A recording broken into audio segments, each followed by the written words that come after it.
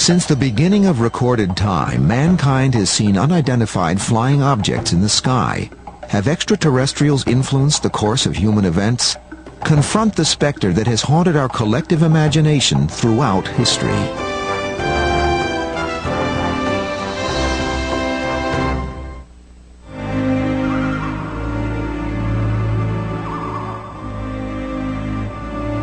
For thousands of years, we have gazed in awe at the night sky. In watching their slow yet relentless movement across the heavens, people discovered that the changing pattern of the stars precisely matched the ebb and flow of seasons. This allowed for the development of the calendar and the rise of agriculture. But some objects in the sky followed neither pattern nor orderly path, seeming to defy the natural laws that bind all things. These unidentified flying objects, or UFOs, challenged human understanding, provoking a quest that continues to this day.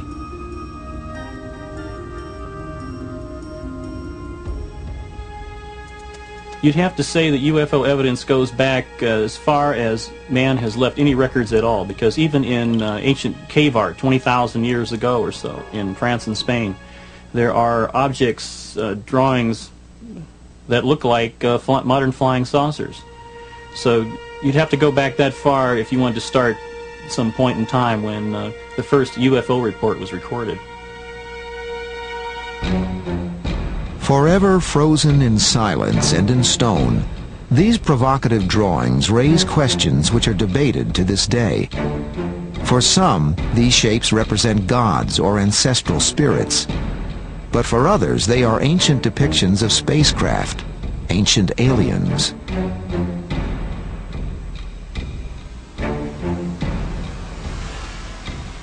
Texts from the world's earliest civilizations, including Sumeria some 5,000 years ago, mention strange aerial phenomena and the beings who controlled them.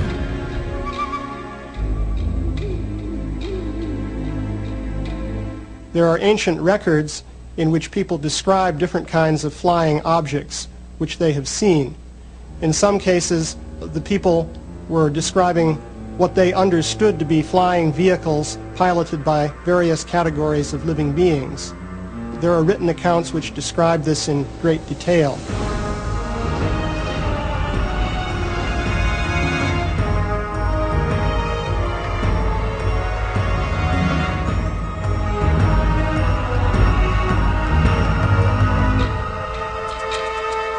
The images are provocative and controversial.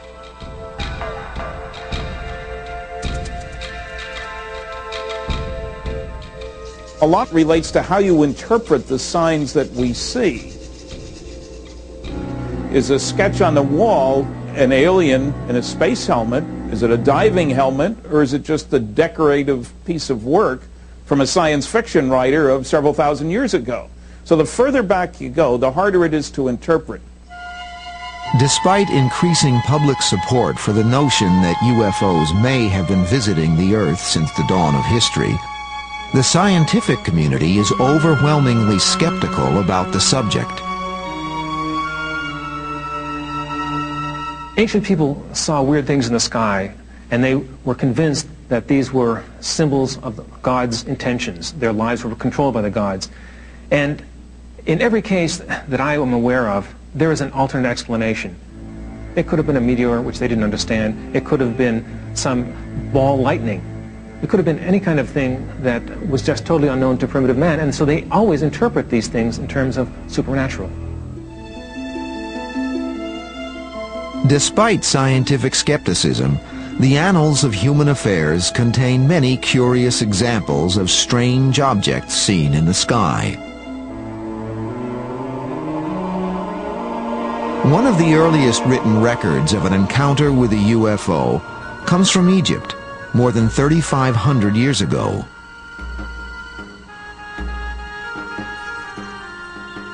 There's a story about Thutmose III, Egyptian pharaoh, who saw circles of fire in the sky and started off with one, and then the report says that there were, a few days later, there were many of them in the sky. And he was so impressed that this was recorded on a papyrus and considered very momentous. In the year 22 of the third month of the winter, a circle of fire appeared in the sky. After some days, it became more numerous and shone with the brightness of the sun, extending to the very limits of the heavens. The records of Pharaoh Thutmose, 1480 BCE. Centuries later, during his invasion of Asia, the mighty Greek leader Alexander the Great is chronicled as having witnessed UFOs. While crossing a river in 329 BC, Alexander and his men observe what are described as gleaming silver shields in the sky. The objects repeatedly swoop down on the column of soldiers, scattering men and horses in panic. 7 years later, while attacking the Phoenician city of Tyre in the eastern Mediterranean, Alexander again encounters UFOs. Recorded by observers on both sides of the conflict, one of the objects suddenly shoots a beam of light at the city wall, which crumbles into dust, allowing Alexander and his troops to easily breach the defenses and take the city. The passage of centuries leaves us with little proof of whether the events really took place, or were merely the products of fertile and imaginative minds.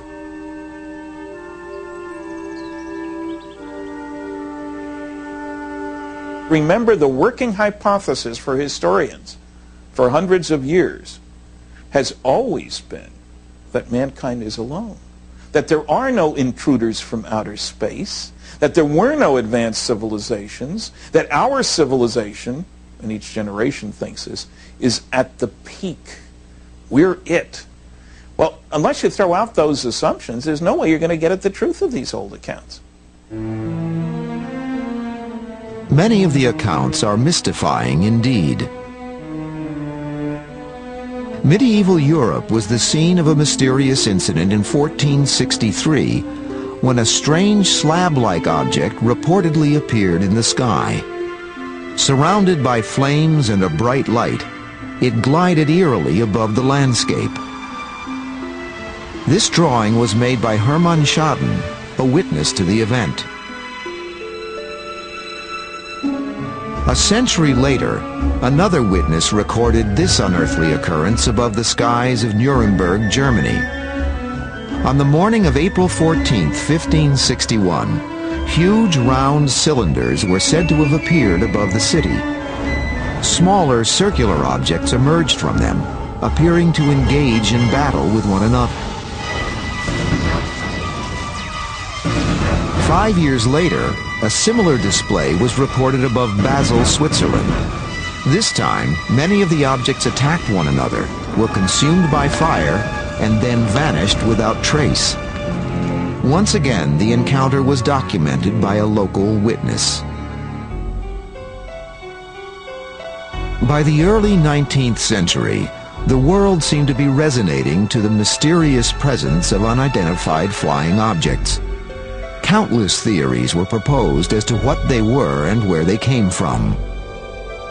A lot of the ancient stories about UFOs are really stories about angels and leprechauns and things of that sort, which existed in the mythology of the time. They're, I think, a product of the very powerful fantasy ability of the mind. After all, everyone dreams. The subject of UFOs is a sensitive one, with supporters on opposing sides of an ongoing debate. We have today an enormous body of evidence of people seeing consistently reported beings in terms of their shape, their size, little details that indicate a phenomenon is going on where those beings are associated with spacecraft, flying saucers, call them what you want. So I think as an explanation, oh, people are just seeing the same leprechauns that they saw before, is a foolish explanation. Maybe the people back then were seeing the same little gray guys that are coming here now.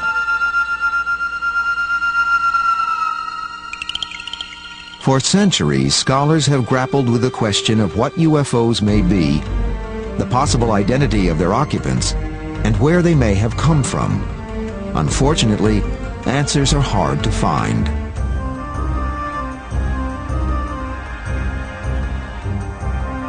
When we return, we look to an unlikely source for the answers. Some of the earliest accounts of UFOs ever recorded may be contained within the pages of the Holy Bible.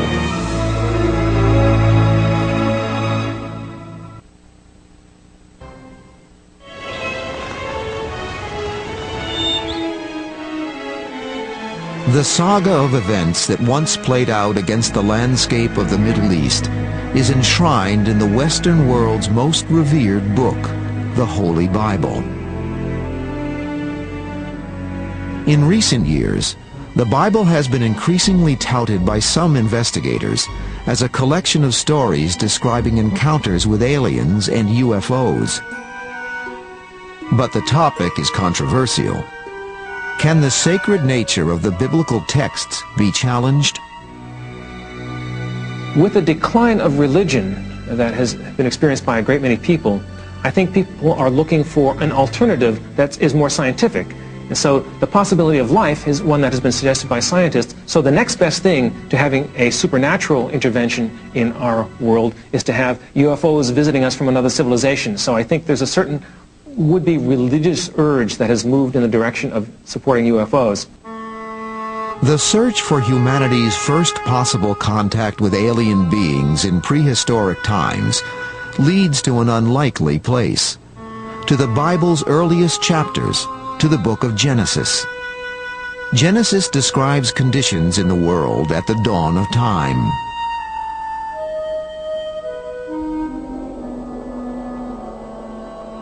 There were giants in the earth in those days, and also after that, when the sons of God came in unto the daughters of men, and they bore children to them. Genesis 6:4. Exactly who were the giants in the earth and the sons of God mentioned in the text? While most English Bibles use the word giants, the original Hebrew word is Nephilim. One translation of the word Nephilim is the men who came down, or those who came down, meaning those who came down from the sky. So it may not mean necessarily that they're physical giants. They could just be something like great heroes that came down from the sky and produced a hybrid race. For many investigators hoping to unlock the mystery of UFOs in the ancient world, the Bible contains other intriguing clues. The Bible is full of UFO references that can be interpreted as such, and they were very well recorded. One of the best examples of classic UFO story is the story of Moses. 3,500 years ago, an epic period in biblical history begins when Israelite slaves are finally released from bondage in Egypt. Under the leadership of Moses, they begin a 40-year trek through the wilderness, en route to the Promised Land. But according to the Bible, something very mysterious guides the multitude through the barren desert.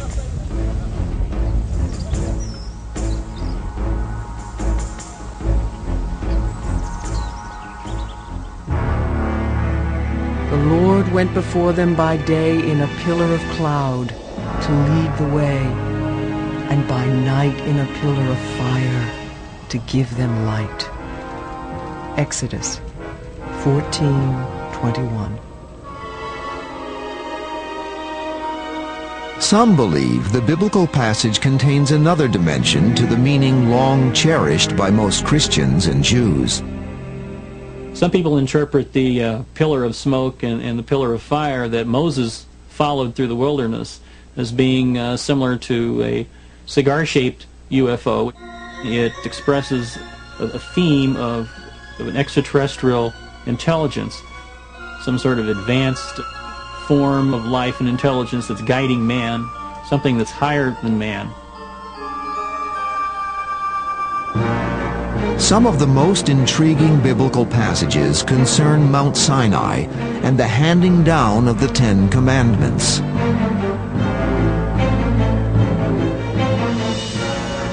Mount Sinai was covered in smoke because the Lord descended upon it in fire, and the smoke ascended as the smoke in a furnace, and the whole mountain quaked loudly.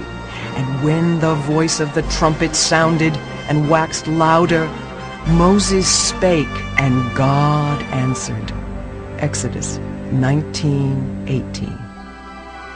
When Moses returns with the Ten Commandments after his encounter with God or Jehovah on Mount Sinai, his skin mysteriously shines with an unearthly glow. His hair has turned snow white. The story of Moses has been tied in with an extraterrestrial encounter.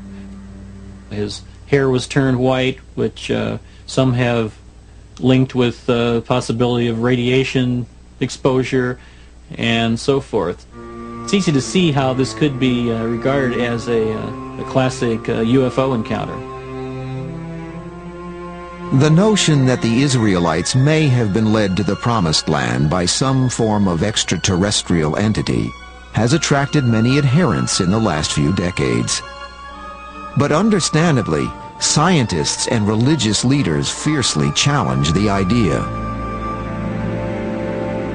We're dealing very much with an interpretation, and we're dealing with an issue that I think has potential for being highly controversial, because after all, if you say that Jehovah is an ET, then that changes the basis of Judaism and Christianity in a very fundamental way. But it is a question of interpretation. It's so easy to speculate. You can look at almost any story and find something that could have been signs of an extraterrestrial. But what you have to do, if you want to have such an incredible explanation, you have to have very strong proof. Otherwise, you're just gullible. Hints at possible biblical connections with extraterrestrials or UFOs are not confined to the book of Exodus. In the second book of Kings, there is the intriguing story of the prophet Elijah, who lived around 900 years before the time of Jesus. While Elijah crosses the river Jordan with his son Elisha, a strange airborne craft appears.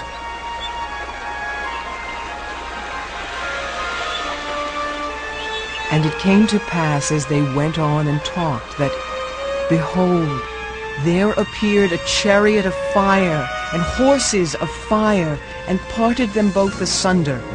And Elijah went up by a whirlwind unto heaven.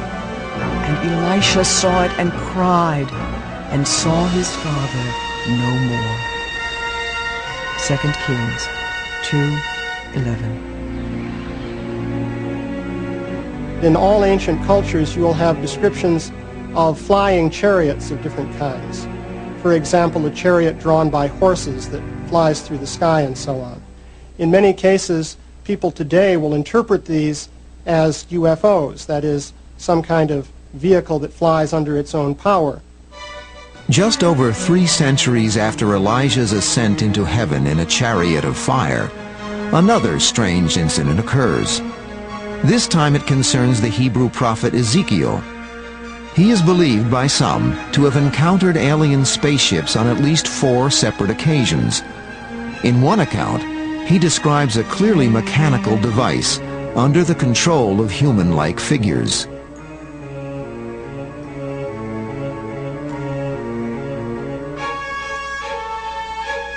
I saw 4 wheels, one wheel beside each cherub.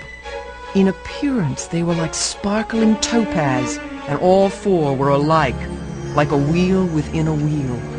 They moved in any 4 directions, never swerving from their course. Ezekiel 10:8. Based on the biblical description of the strange flying device, in the 1960s, NASA engineer Joseph Blumrich constructed this model. Is this what Ezekiel saw?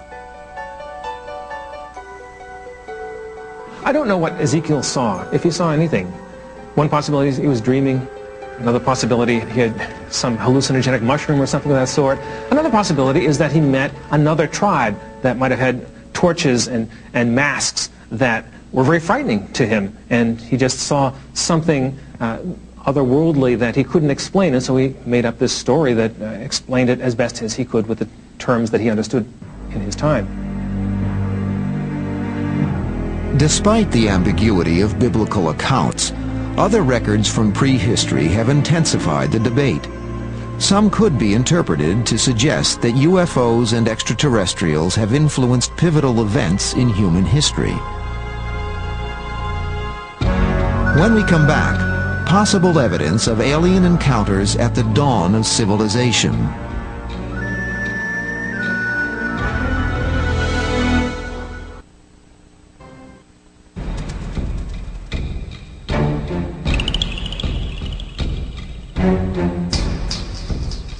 Artifacts discovered throughout the Near East speak of a time when humanity's ancestors came to Earth from the heavens. Hundreds of clay tablets and cylinder seals depict human-like beings with wings, linking them with the sky, and always conspicuous, the stars.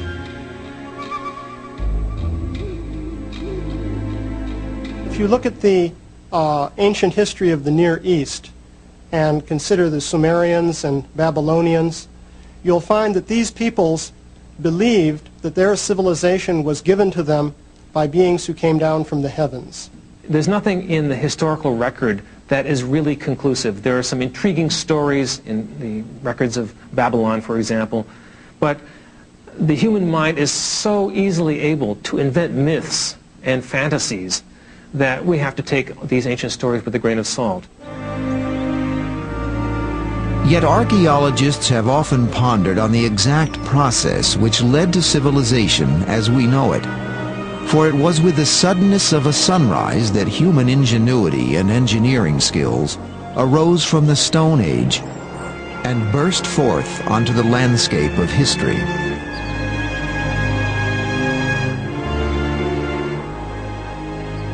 The Sphinx and the Great Pyramid at Giza are two of the greatest enigmas of all time. The exact dates of their construction are still cause for debate. How these ancient people developed the technology to build the Great Pyramid with a discipline and precision still unmatched today is unknown. The Great Pyramid of Egypt stands more than 450 feet tall. It weighs more than 6 million tons, and it has a footprint in excess of 13 acres. It's perfectly aligned to true north, south, east, and west. To achieve that precision of alignment with a monument on this scale is an extraordinary technological feat, and one that is continuously overlooked by our scholars today. Suddenly, out of nowhere, this extraordinary monument, a high-tech achievement by any standards, just appears on the desert. This is a great mystery, totally unexplained by conventional history, and one that requires us to use our minds and our imagination and intelligence to try to work out what on earth is going on here and what it says about the origins of human civilization, of the origins of our society, and our view of the past and where we came from. My sense is that we're missing a huge part of the human story. I think it's possible, indeed probable, that we are a species with amnesia, that we've lost the record of our story going back thousands of years before so-called history began. And I think if we could go back into that dark epoch, we would discover many astounding things about ourselves.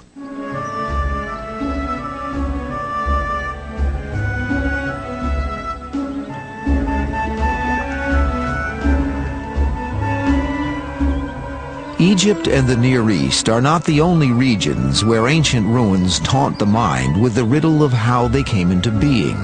There are many such places. This is one of them, the great ceremonial center known as Tiahuanaco in Bolivia. Not as old or as imposing as the pyramids of Egypt, What makes this site so unusual is its unique location. Some believe that it too could not have been built without intervention from a superior source.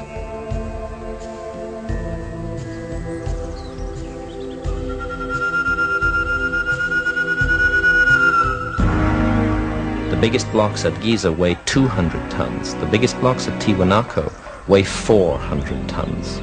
400-ton blocks of stone used to create enormous constructions, 12,500 feet above sea level, in an area where it's almost not possible to grow any food today. The altitude is so high that the crops come out of the ground stunted. And yet again, we're asked to believe that this was done with massive labor forces hauling on ropes, pulling these blocks along. It defies belief to imagine that this was how it was done. You could not support ever a large labor force at that altitude. Whether we like it or not, we're looking at the evidence of a technology, and one that we don't understand. Like the Giza site, the site of Tiwanaku also incorporates extremely precise astronomical alignments.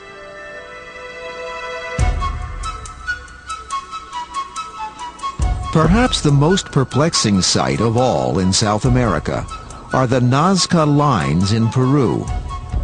Covering more than 200 square miles, a bewildering pattern of gigantic artwork litters the Nazca Plateau.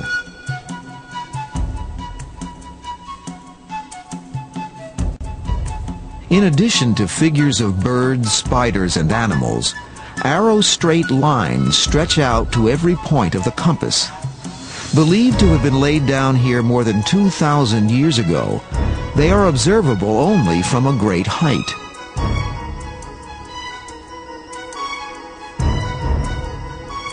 Is this a canvas of signs and symbols etched in the sand to honor pagan gods? Or, as some people believe, do they contain hidden messages aimed at ancient travelers from the stars?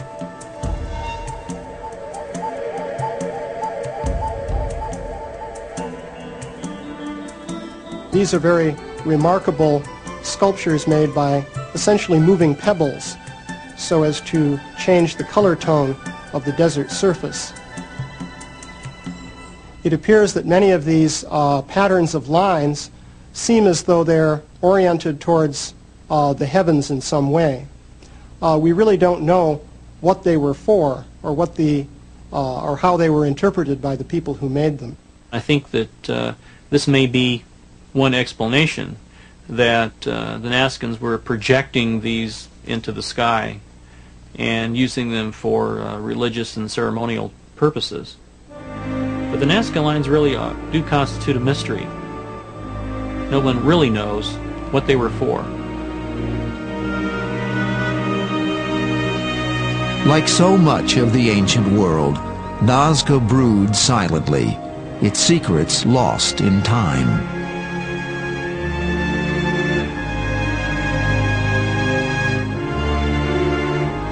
When we return, thousands of miles away on the other side of the planet, evidence that UFOs may have visited Asia in a far-gone era.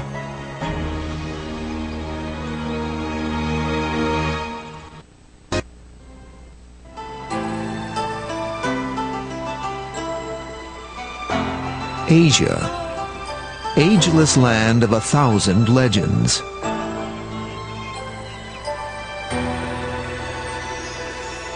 It is also a continent of intriguing riddles.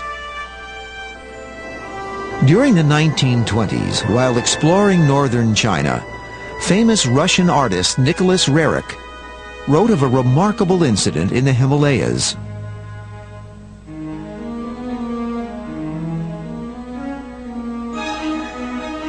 On August 5th, we were in our camp, and at about 9:30, some of our caravanners noticed a huge shining oval shape flying high overhead. It came from the north at great speed, crossing our camp before disappearing into the clear blue sky. It had a bright, luminous surface, brilliant in the sun. Nicholas Roerich, Travel Diary, 1926.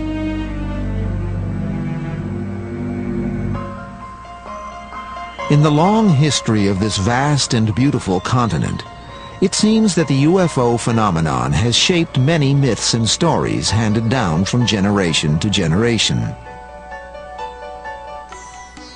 A brief glance at the texts of ancient India is revealing, for here too we find the haunting presence of strange phenomena observed in the sky.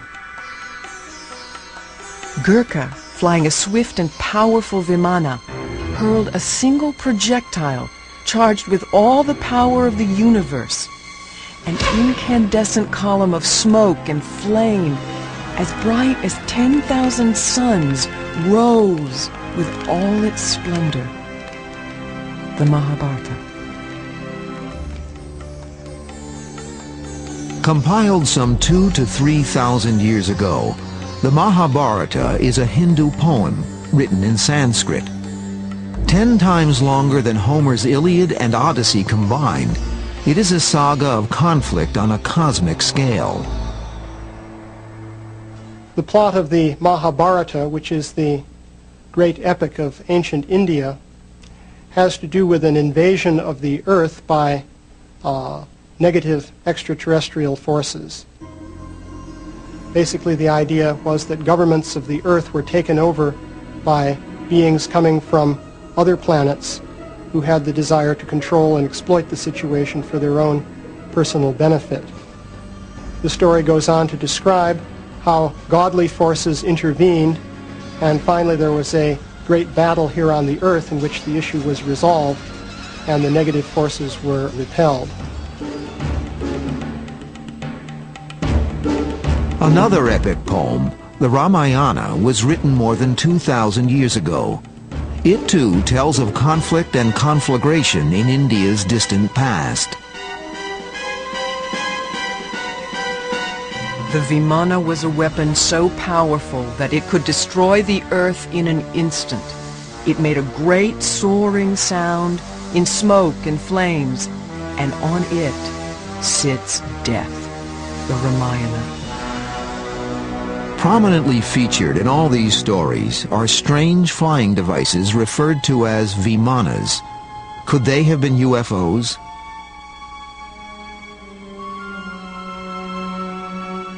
The Vimana is described in some detail, and its flight pattern is also described. It's quite interesting because it is very similar to the pattern of flight which is described in the context of modern UFO sightings.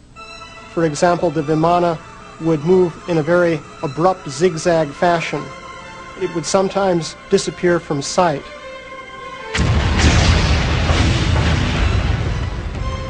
The earth shook, scorched by the terrible violent heat of this weapon.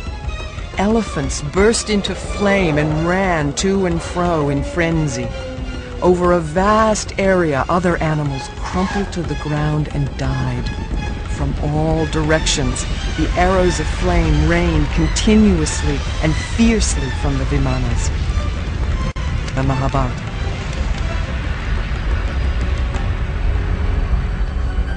They were described as flying fortresses that were used for aerial battles. They also attacked people on the ground. They sent out missiles, according to these translations, interpretations. Sort of like a modern UFO report, except war was taking place. Could great aerial battles have been possible more than 2,000 years ago? Compelling though the stories may be, the debate continues over whether they were fact or fantasy. I think the ancient Hindu descriptions of flying machines are probably fantasies, sort of like the Buck Rogers myths of flying rocket ships long before they really existed. The easy way out is mythology, old science fiction, if you will. The realistic way is to say that those people were describing things that they didn't understand, but that were real. What we need is an open-minded effort to look at these things from the viewpoint of modern technology, possibly admitting that even we can't do some of the things that are described.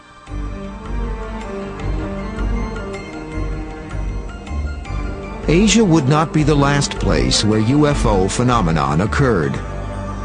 When we return, a spate of sightings appears throughout the four corners of the modern world and causes a sensation.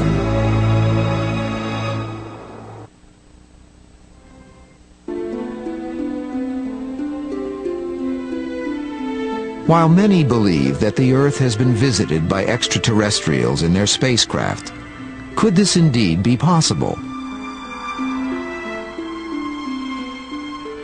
Reports of strange, unidentified flying objects have continued to trickle in throughout the centuries, echoing incidents in ancient times.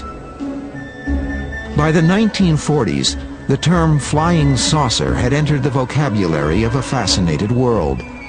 Suddenly, seemingly everywhere, the skies were filled with UFOs of every description. In the ensuing decades, UFOs were witnessed by people from all levels of society. Even astronauts saw them. I personally believe in UFOs, and I believed in UFOs before I got into the space program. I just personally believe that there are other civilizations somewhere out there that people are traveling from. This was in the early 1950s when I was flying fighters in Germany. And these objects were coming over our base that appeared to be the same kind of formations that we fly in our fighters. On occasion, their movements were more erratic than ours, which meant they could really accelerate laterally and accelerate fore and aft more readily than we do. But we felt that they looked very much like high-flying fighters, except they had no wings. They were certainly higher and faster than any airplanes we know of here on Earth at that particular time, and they certainly appeared to be saucer-shaped and metallic.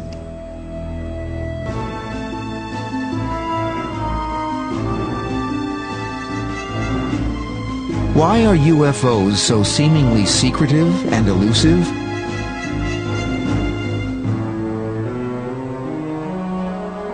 If extraterrestrials are visiting the Earth, some believe that this question only can be answered by direct face-to-face contact with them.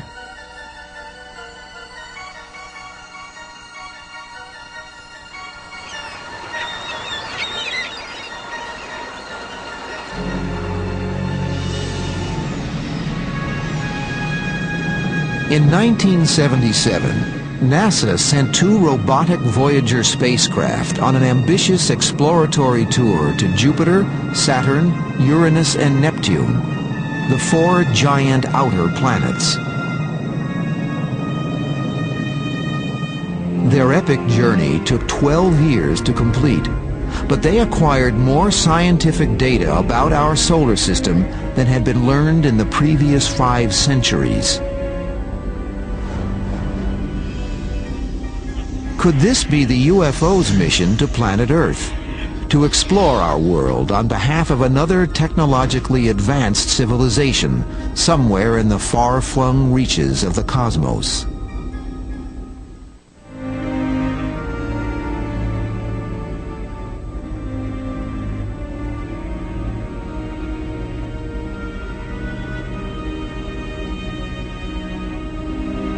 While we now know that the chances of finding intelligent life in our solar system are extremely unlikely, our sun is but one of billions in our galaxy, and the galaxy itself is but one of countless galaxies spread throughout the universe.